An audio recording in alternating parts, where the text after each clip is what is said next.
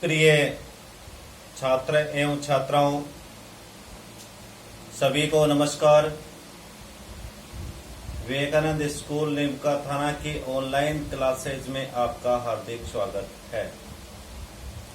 प्रिय छात्रों, आपके ऑनलाइन क्लासेज को आगे बढ़ाते हुए अपने बायोलॉजी के फर्स्ट लेसन में पॉइंट चल रहा था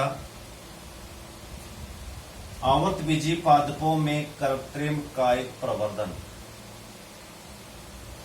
और इस कृत्रिम कायिक प्रवर्धन में आपको दो विधियां, जिसमें फर्स्ट थी कर्तन विधि, जिसको कटिंग मेथड कहते हैं।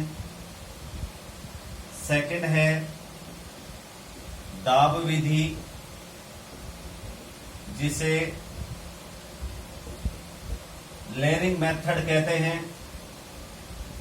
और आज अपन लेंगे थर्ड विधि, और इस थर्ड विधि को रोपण या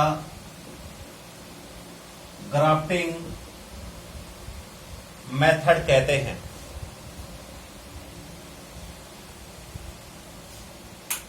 प्रिय छात्रों, थर्ड विधि, जिसे आप रोपण विधि कह रहे हो या जिसे रोपण विधि कहते हैं,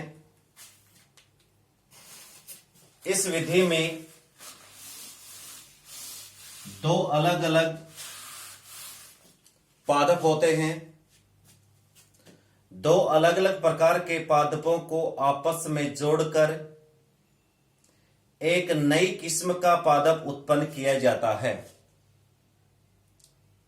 इसके लिए एक पौधे के स्तंभ भाग को दूसरे पौधे के ऊपर लगाया जाता है। जिस पादप स्तंभ भाग को दूसरे पादप पर लगाया गया है उसे कलम कहते हैं, तथा जिस पादप स्तंभ भाग पर उसे लगाया गया है उसे स्कंद कहते हैं। इस प्रकार से इस विधि में एक पौधे की कलम दूसरे पौधे के स्कंद पर लगाई जाती है। कलम और स्कंद को आपस में जोड़कर एक नए प्रकार या नई किस्म का पादप उत्पन्न किया जाता है। प्रिय छात्रों, इसके लिए देखिए, जैसे ये एक कोई पादप है, ये कोई पादप है जो अच्छे लक्षणों वाला पादप है। ये एक अच्छे लक्षण वाला पादप है।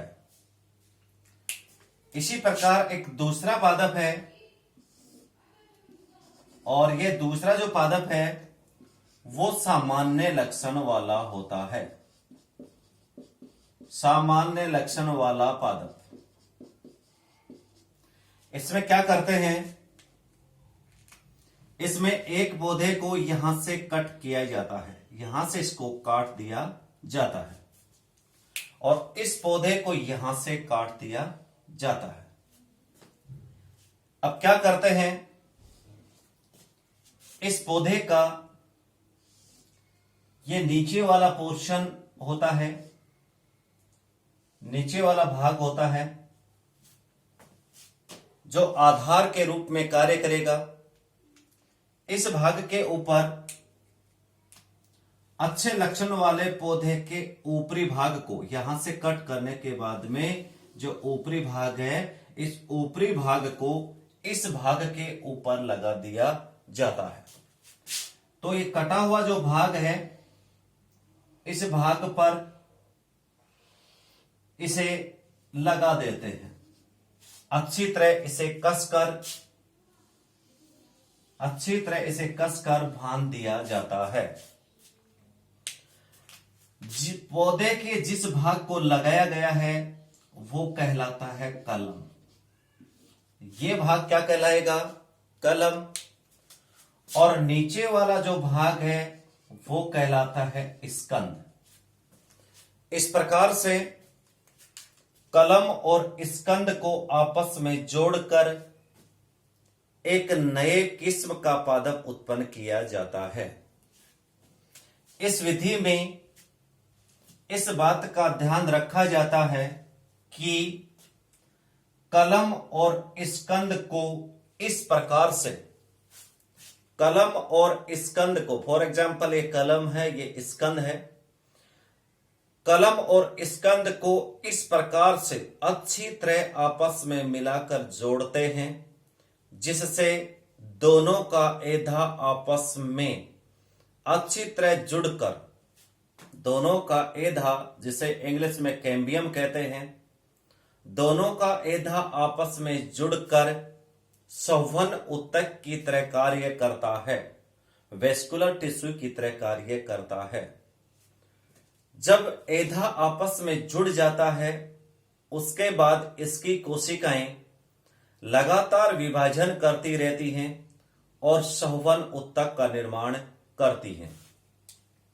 प्रिय छात्रों, इस विधि का उपयोग सामान्यतः फलदार पादप जैसे नींबू, संतरा, आम, अमरूद, सेब, बेर आदि को उत्पन्न करने के लिए किया जाता है। ये तो रोपण विधि की सामान्य जानकारी है। ये छात्रों, रोपण विधि में मुख्य रूप से 4 प्रकार की विधि काम में ली जाती है।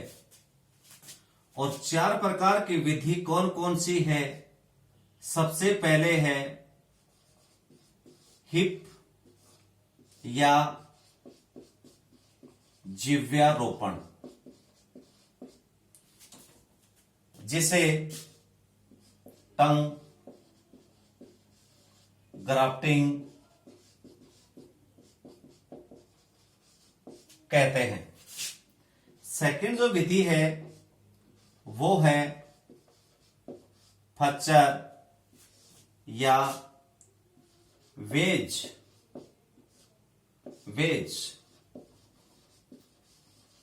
ग्राफ्टिंग।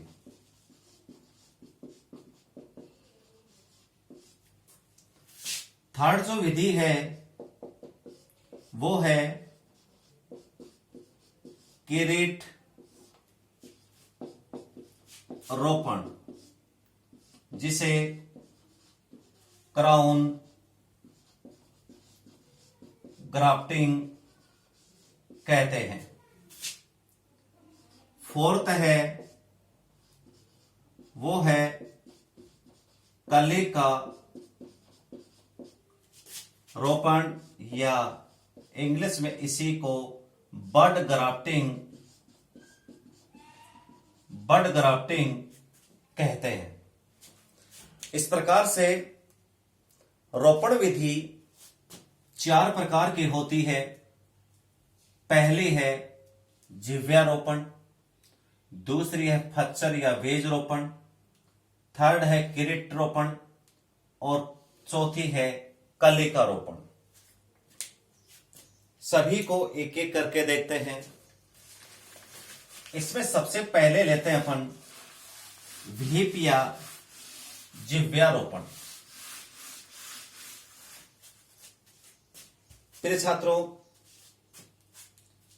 इस जिव्यारोपण में या व्हीरोपण में जो कलम व स्कंद के स्तंभ की मोटाई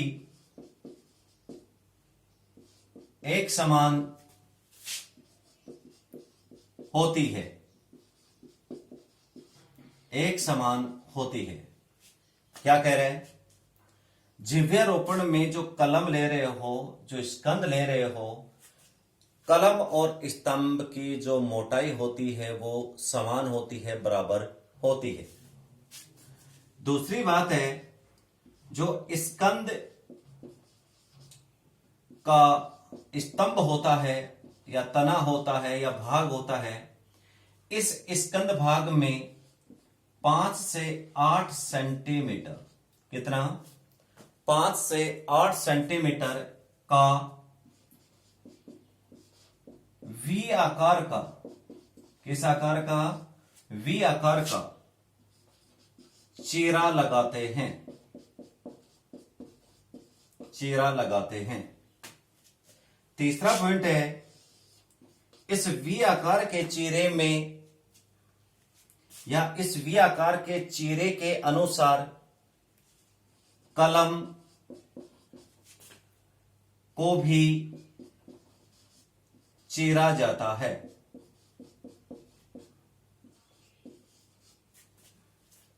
इसमें देखिए कैसे करते हैं। देखिए,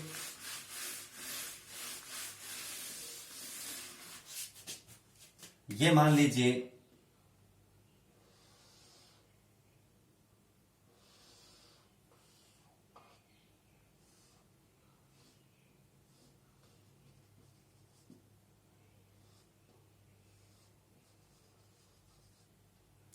ये कलम है, ये कलम है, और ये नीचे की ओर इसी समान मोटाई की, ये मान लीजिए स्कंद है। दोनों की मोटाई क्या होनी चाहिए? समान। अब क्या करते हैं, जो स्कंद पोर्शन होता है, इस स्कंद पोर्शन में वी आकार का चीरा लगाते हैं। ये स्कंद है,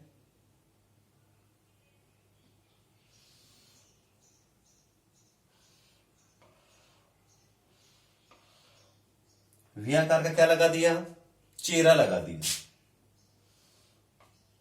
ये वी आकार का चीरा, और ये क्या है? स्कंद। फिर ये आपका है क्या? कलम। ये कलम है, और कलम को इसी आकार में काटा जाता है कि वो स्कंद भाग में आसानी से फिट हो जाए या उसके साथ आपस में जुड़ जाए। ये कलिका है, कलिका। अब क्या करते हैं, तीसरे पॉइंट में इन दोनों को आपस में जोड़ देते हैं। ये स्कंद पोर्शन है,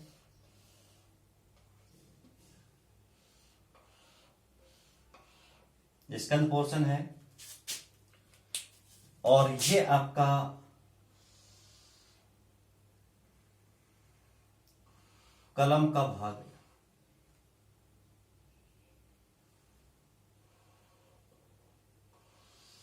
ये कलम का भाग है।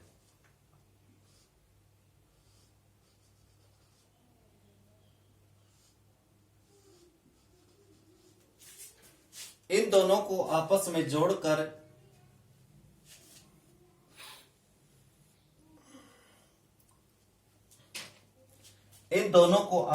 जोड़कर अच्छी तरह बांध दिया जाता है, कसकर बांध देते हैं, जिससे इनका एधा आपस में जुड़े जाता है। जुड़ने के बाद एक नए पौधे की उत्पत्ति होती है। इसे कलम कहते हैं और इसे स्कंद कहते हैं। इस विधि को कहते हैं जिव्या या विहिप्रोपण। क्लियर छात्रों। सेकेंड जो विधि आती है वो आती है आपकी फत्सर रोपण। सेकेंड विधि आती है वो है फत्सर रोपण। फत्सर रोपण जिसको वेज ग्राफ्टिंग कहते हैं। फत्सर या वेज रोपण में भी क्या होता है,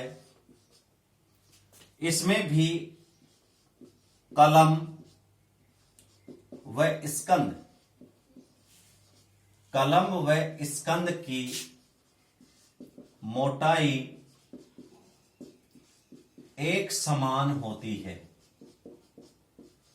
एक समान होती है, पहली बात। उसके बाद क्या करते हैं, जो स्कंद भाग है जिसे आधार भाग भी कहते हैं, स्कंद या जो आधार भाग होता है इसमें वी आकार का चीरा लगाते हैं, वी आकार का चीरा लगाते हैं।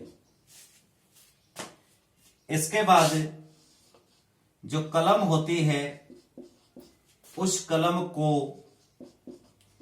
वेज आकार, वेज आकार मीन्स यह होता है कि उस कलम को स्कंद के वी आकार में स्थित होने जैसा किया जाता है, वी आकार में फिट करने जैसा होता है।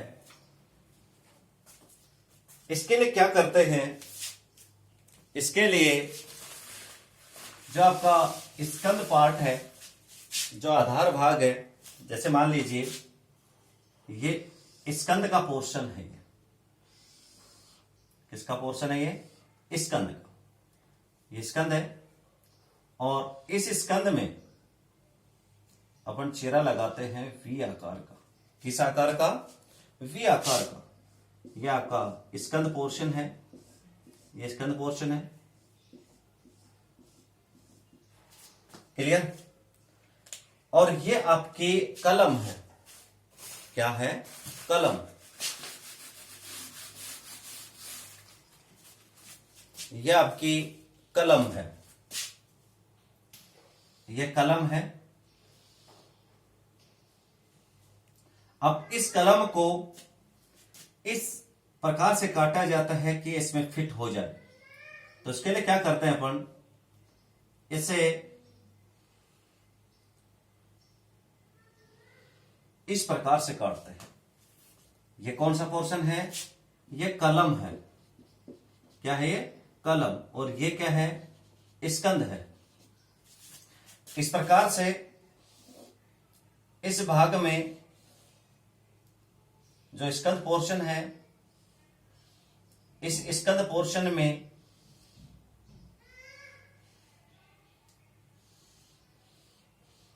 कलम को लगा दिया जाता है। किसको लगा दिया जाता है, कलम को।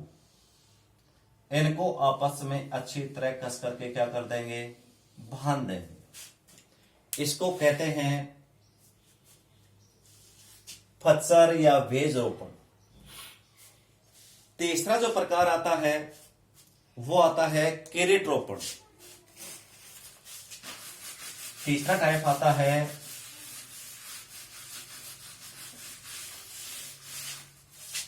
तीसरा जो टाइप आता है वो है किरीट रोपण। इसको मुकुट रोपण भी कह सकते हैं, मुकुट रोपण। इसमें क्या करते हैं, जो आपका स्कंद भाग होता है, स्कंद की मोटाई कलम की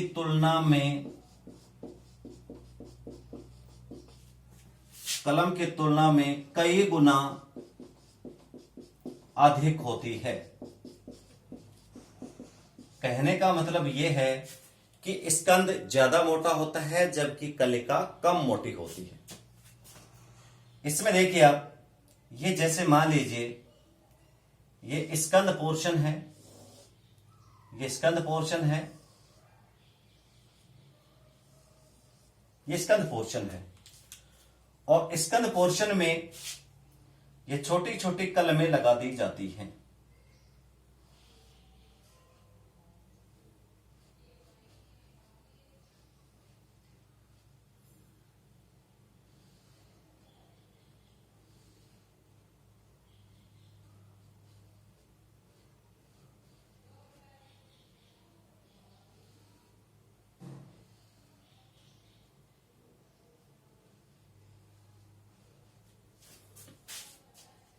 ये है स्कंद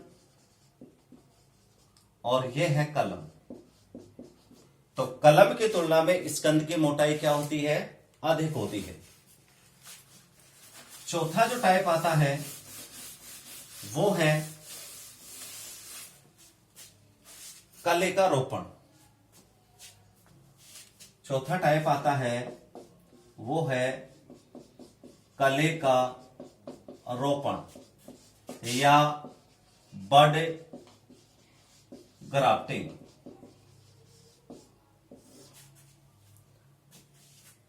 इस विधि में जो स्कंद भाग होता है, स्कंद भाग की मोटाई अधिक होती है, अधिक होती है। सेकंड बात, स्कंद की जो छाल होती है, स्कंद की छाल में टी आकार का, ध्यान रखना वहां वी आकार का था, यहां पर टी आकार का चीरा लगाते हैं, चीरा लगाते हैं। इसके बाद इस स्कंद भाग में कई प्रकार की कलिकाएं लगा दी जाती हैं। जैसे ये मान लीजिए ये आपके स्कंद है, इस स्कंद में यहां पर कलिका लगा देंगे, यहां पर कलिका लगा देंगे,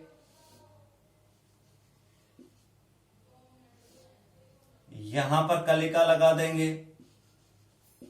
कहने का मतलब स्कंद की मोटाई अधिक होती है और इस मोटे स्कंद भाग में कई प्रकार की कलिकाएं लगा दी जाती हैं।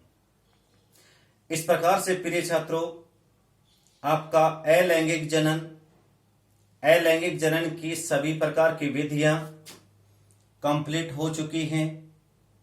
कल के लेक्चर में आपको आवर्त बीजी पादपों में लैंगिक जनन बताया जाएगा। Thank you. ओके।